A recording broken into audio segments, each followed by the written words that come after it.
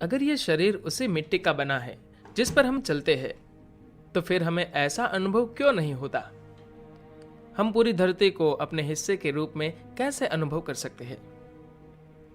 जब आपका जन्म हुआ था, आपका कद कितना था और अब कितना है? इस बीच उसके बढ़कर विकसित होने के लिए आपने क्या किया? आप कहेंगे, इस शरीर को हमने खाना दिया, लेकिन आपको भोजन कहां से मिला? इसी माटी से। आपकी खाई हर एक चीज, साग, सब्जी और अनाज इसी माटी से ही तो तैयार हो गई। अगर आप सामिश खाने वाले हैं, तो आपकी खाई हर एक बकरी और मुर्गी भी तो इसी माटी से उपजी वस्तुओं को खाकर बड़ी हुई थी, और फिर आपकी भूख बुझाई थी। जैसे भी हो, कुल मिलाकर मूल रूप से इसी माटी से आपका शरीर बना है।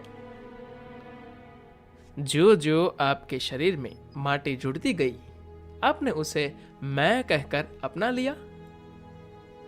एक लोटे में जल रखा है, क्या वह जल और आप एक है? आप कहेंगे नहीं। उस जल को लेकर पी लीजिए। जब वह आपके शरीर में मिल गया, उसे क्या कहेंगे? अब वह आप बन गया ना। मतलब ये कि आपके अनुभव की सीमा में जो आता है, उसी को आप मैं के रूप में महसूस करेंगे। जब तक वह बाहर है, आप समझते हैं वह अलग है और आप अलग है। क्या आप महसूस करते हैं कि बाहर वाले पानी, माटी, हवा और ताप से ही आपका निर्माण हुआ है? जब वे आपका एक हिस्सा बन गए, उन्हें अलग अलग करके देखना संभव नहीं रहा। कुल मिलाकर उसे मैं की पहचान दे दी आपने। आपके पुरखे कहां गए? चाहे उन्हें दफनाया गया हो या जलाया गया हो, वे इसी माटी में समा गए हैं। इस बात को न भूले कि उन्हीं के ऊपर आप रोज कदम रखते हुए चलते हैं। आप भी आखिर में कहां जाने वाले हैं? आपके मूल तत्व रूपी इसी माटी के ही अंदर। थोड़ी सी माटी आपका स्वरूप बनाकर सांस ले रही है, और कुछ माटी आपके बाग में ऊंचे पेड़ के रूप में बढ़कर खड़ी हुई है, और थोड़ी माटी कुर्सी बन गई है जिस पर आप बैठे हैं।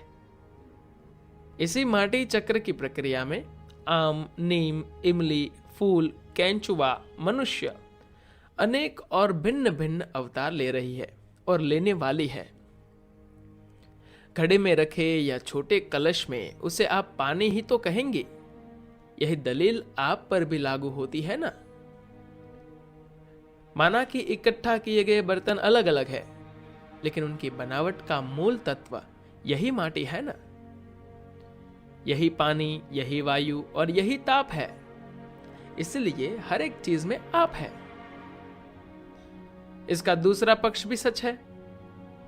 आपने जिस गुब्बारे को फूंक कर फुलाया, उसमें आपकी ही सांस है, आपके प्राणों की वायु है। जब वह गुब्बारा हवा में फूट जाता है, तो आपका एक हिस्सा भी उसमें मिल गया ना। संक्षेप में कहे तो जिस तरह आप इस विश्व का एक हिस्सा है, उसी तरह यह विश्व भी आपका एक हिस्सा है। क्या आप इस तथ्य को समझ रहे हैं? इस बात तो दिमाग से समझे तो चकित हो सकते हैं बस। यदि यह बात आपकी चेतना में खिल जाए, तो आपके अंदर भारी परिवर्तन फूटेगा। यही है वास्तविक अध्यात्म।